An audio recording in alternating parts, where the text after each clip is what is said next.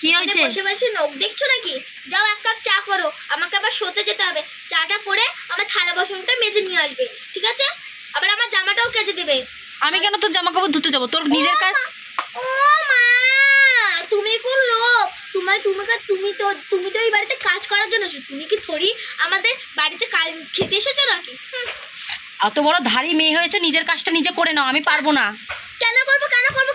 দুদিন পরে তো আমি চলেই যাবো। তারপর তো তোমার শান্তি হবে না, তারপর তো তোমাকে কোনো কাজই করতে হবে না। তুই তোর মাকে গিয়ে বল যে তোর কাজ করে দিতে। আমি কেন করবো তোর কাজ? আমার মা তোর মা নয়, তুই শাশুড়ি নয়। হ্যাঁ তোরই মা, কারণ তোর মা কি আমাকে মেয়ের মতো ভাবে? তোর মা তো শুধু আমাকে খাটিয়েই মারলো। আমার মা কোনো সময় কিছু বলে না। না, তোমাকে তো আমার মা কতটা ভালোবাসে, আমার থেকেও তোমাকে বেশি ভালোবাসে। হ্যাঁ, সে তো দেখাই যায়। তার জন্য তো সারাদিন গাধার খাটি।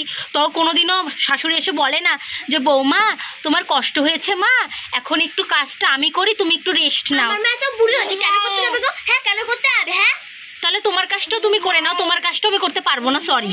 আমি দেখতে পাচ্ছি না, আমি শুয়ে যাচ্ছি, তারপর নাহলে করেই দিতাম। আমি সব কাজ পারি, বাড়ির থেকে নুন কাটা থেকে সব কাজ পারি, বাসন কাজা, কাপড় কাজা সব পারি, ঠিক আছে? রান্না অবধি পারি, মাংস অবধি পারি, বিরিয়ানি অবধি পারি, তোমার থেকে যথেষ্ট ভালো পারি। তুমি শুয়ে যাচ্ছ না কোথায় ফাংশনে যাচ্ছ সেটা তোমার ব্যাপার, আমার দেখার দরকার নেই। আজকে আমাকে একটা বুড়ি সাজ দেবে, একটা জায়গায় শো করতে হবে। তার জন্য তোমাকে আমি বলেছি আমার চাটা করে দাও। তুমি আমার কোন কাজটা করে দাও? হ্যাঁ, কোন কাজটা করে দাও? করতে দেবো কেন? তুমি আবার কাজ করে দাও। তুমি কেন? তোমাকে করতে পারো? তোমাকে আমি কিসের জন্য এনেছি? কাজের জন্য এনেছি। নাহলে একটা বলে।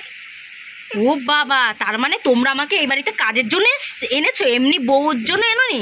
বৌমার জন্য, বৌদির জন্য আনোনি? দাদার জন্য আনোনি? তার মানে আমাকে কাজের লোক তোমরা মনে করো?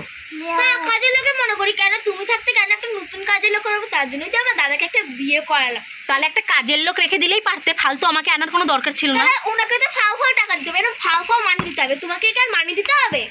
ও বাবা, তার মানে আমাকে তোরা কাজের জন্য এই বাড়িতে এনেছিস, তার মানে তোর দাদার জন্য আমাকে এই বাড়িতে আনিসনি? শোন, নিজের কাজটা নিজে করতে শেখ, কারণ তুই বড় হয়েছিস।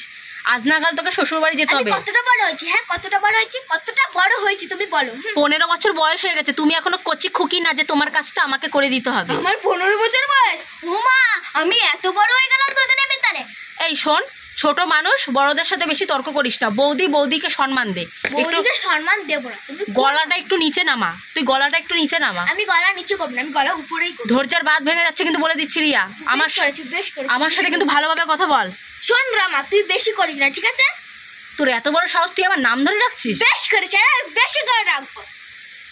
দেখেছো বড় বৌদির নাম ধরে রাখছে। কিরকম অশিক্ষিত মেয়ে, আর মা বাবা কি শিক্ষা দিয়েছে মেয়েকে দেখো। বেশি করেছি। আমার মা তোর মা নয়। তোর মা আমার? তা তুই কি করে তোর বড় বৌদিকে নাম ধরে রাখছিস? তোর লজ্জা করে না? কোন মানুষের উপরে তোমাকে যে নাম ধরে ডাকা যাবে না? তাহলে তুমি আমাকে কেন রিয়া বলে ডাক? আমাকে বলতে পারো না যে ছোট বোনের মতো ভাবতে পারো না?